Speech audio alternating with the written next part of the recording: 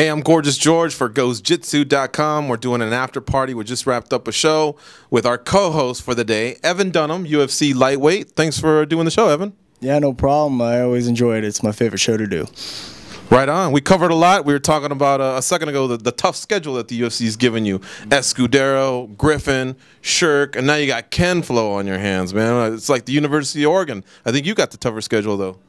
Yeah, it's definitely a tough schedule, but I wouldn't have it any other way. It's great to fight tough guys. I like to fight tough guys. It makes for a better show, and that's how I want it. Always fighting tougher guys means you're going in the right direction. Now, for anyone that's watching this and they're saying, why is that fat guy wearing the 3D glasses? We're trying to get Evan to embrace the name 3D, and we're close. I thought I'd wear it just so you could get a glimpse of what the future might hold, what your fans might look like when you're walking into the arena and they're all going 3D. Are you feeling it? I'm feeling it. It's great. I've always been a no nickname kind of guy, but lots of fans have been calling me 3D, and if people want to call me 3D, that's fine with me. I like it. It's kind of an insider's, Yeah, if they call me 3D, I know they listen to the show, so I got to give them more love for that. So.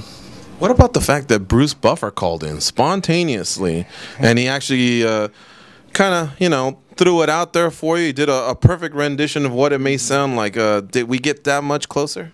Yeah, definitely got a lot closer.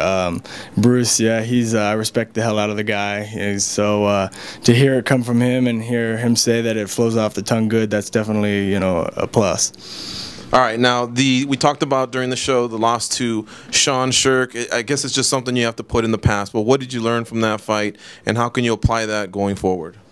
I can learn to follow my game plan a little bit better. I kind of deviated from it a little bit there in the first, so definitely going to learn from that. And also I learned that I'm able and I'm more than capable in getting in there and competing with the top guys. So learned a lot from it. The list goes on, but those are two of the big ones. Now, next up for you is Kenny Florian at UFC Fight Night 23, Fight for the Troops. It looks like the UFC paid you a respect of sorts. Dana White went so far as to say that you were robbed.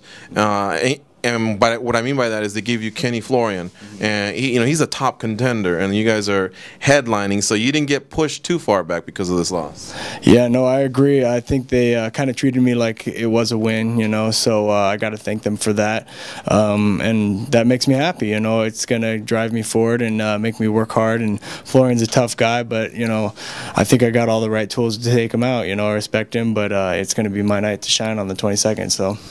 Now, talk to me about how it's going to feel when you get there and you fight in front of, all the servicemen and servicewomen across the country. Fort Hood, that's got to be special.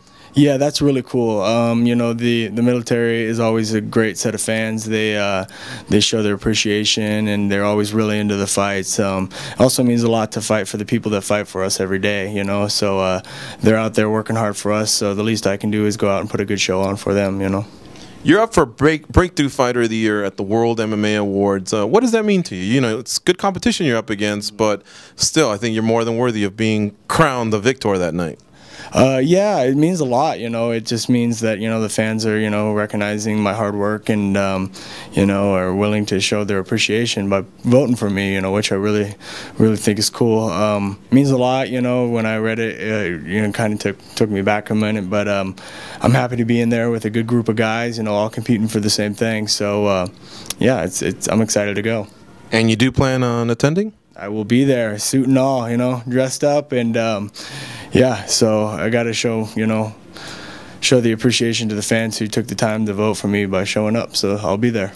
Another thing I just wanted to tell you, you've become a very popular fighter and a very popular guest of ours, and we got a ton of calls to you.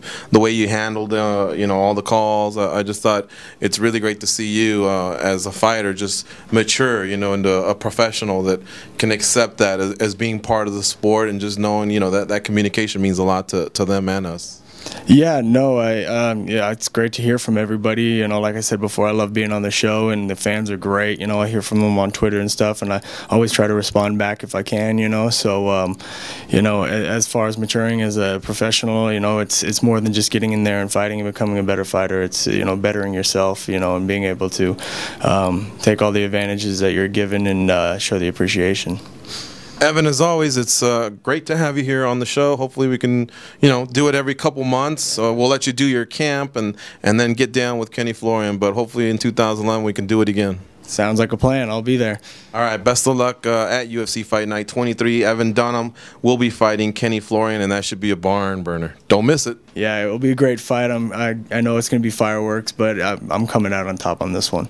All right, thanks for listening to the after party. Hopefully you guys enjoyed the behind the scenes stuff here that happens at MMA Junkie Radio. See ya. I'm just a little chubby guy.